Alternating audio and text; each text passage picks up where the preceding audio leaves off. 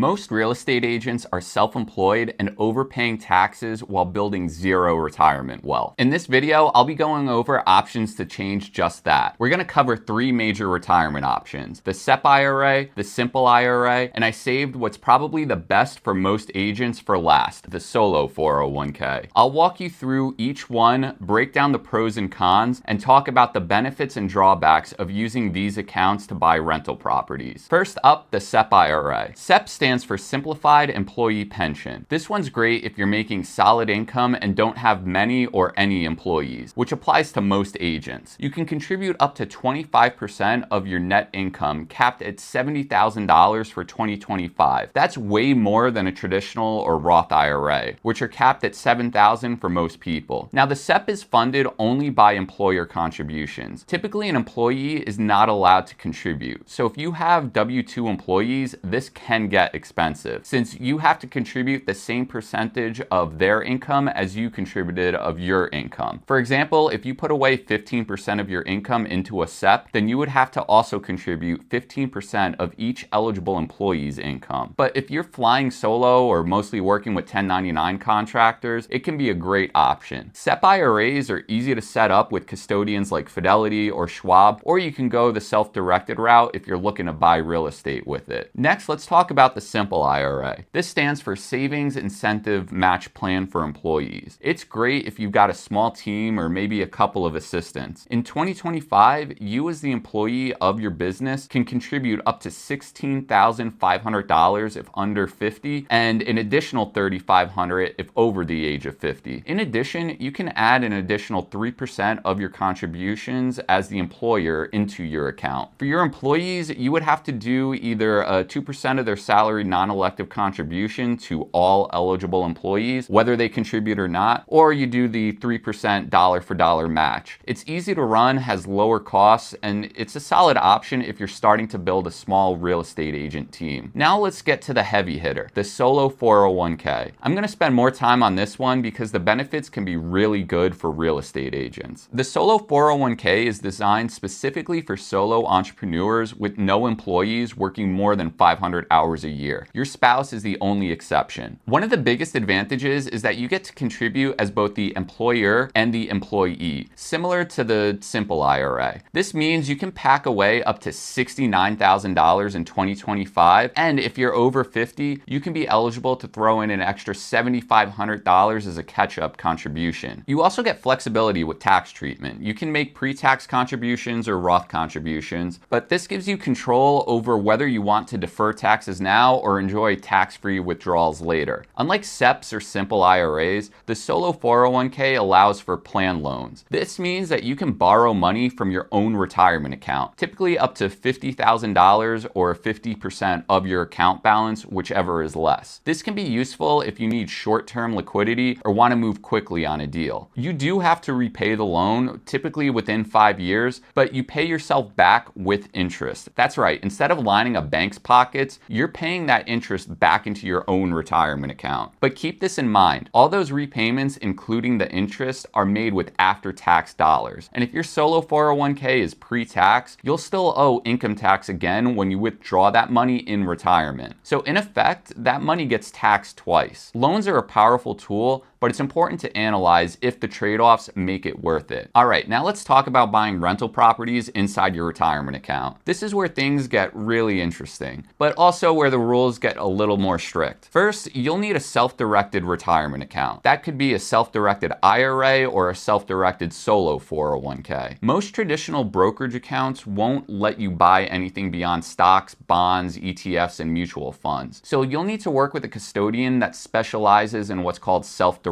accounts. Now let's go over the ground rules. Everything about the transaction must be what's called arm's length. That means you personally cannot benefit from the property outside of the retirement account. You can't act as the realtor on the deal if there's a commission in it for you. You can't buy it from or sell it to a family member. You or your relatives can't live in it, and you can't even mow the lawn yourself. All of that has to be outsourced. In addition, the retirement account owns the property, not you. So any work done, rent collected or expenses paid must go through the retirement account. Breaking these rules can disqualify your entire account. And trust me, you don't want that, because it usually means paying taxes on the entire value of the account as if you distributed all of the value to yourself, with any applicable early withdrawal and tax underpayment penalties to boot. Now let's talk about financing. You can use debt to purchase property in your retirement accounts, but it must be non-recourse. That means the lender can only go after the property itself in the event of a default, not your personal assets. These loans typically require a larger down payment and have stricter terms, but they allow you to leverage your account and buy more property than you could with cash alone. Here's where the type of account you choose really matters though. If you're using an IRA and you finance part of the property, the IRS can hit you with something called unrelated business income tax, or UBIT. Basically, they'll tax the portion of the income that's tied to the finance part of the property. So not all of your rental income stays tax deferred or tax free. But with a solo 401k, this rule does not apply. That means you can leverage your solo 401k without getting penalized. Now, you have to decide if it makes sense to own rentals in a retirement account. If you have rentals which are already tax advantaged with depreciation and 1031 exchanges, then does it make sense for you to buy a rental in a retirement account? As with most things in finance, it really depends on you, your goals, and your tax and financial situation. For example, if you hold real estate in a pre-tax account, then at age 75, you'll have required minimum distributions, where the government forces you to take money out of your account. This would most likely cause you to have to sell properties in your account and take what could be a large taxable distribution of the income that bumps you up into higher tax brackets. So to wrap this all up, if you're a self-employed real estate agent, you've got a few tools at your fingertips. The SEP IRA gives you a high contribution limit and works well if you're flying solo without W-2 employees. The simple IRA is a solid option for small teams that's easy to set up and operate with employer match flexibility. But the real MVP here for most agents is the solo 401k. It offers high contribution limits, the ability to take plan loans, and you can even use financing in a solo 401k to buy rentals without getting hit with taxes in the current year, something IRAs don't offer. All right, if you found this breakdown helpful, hit that subscribe button for more real estate focused financial planning, and I'll see you next time.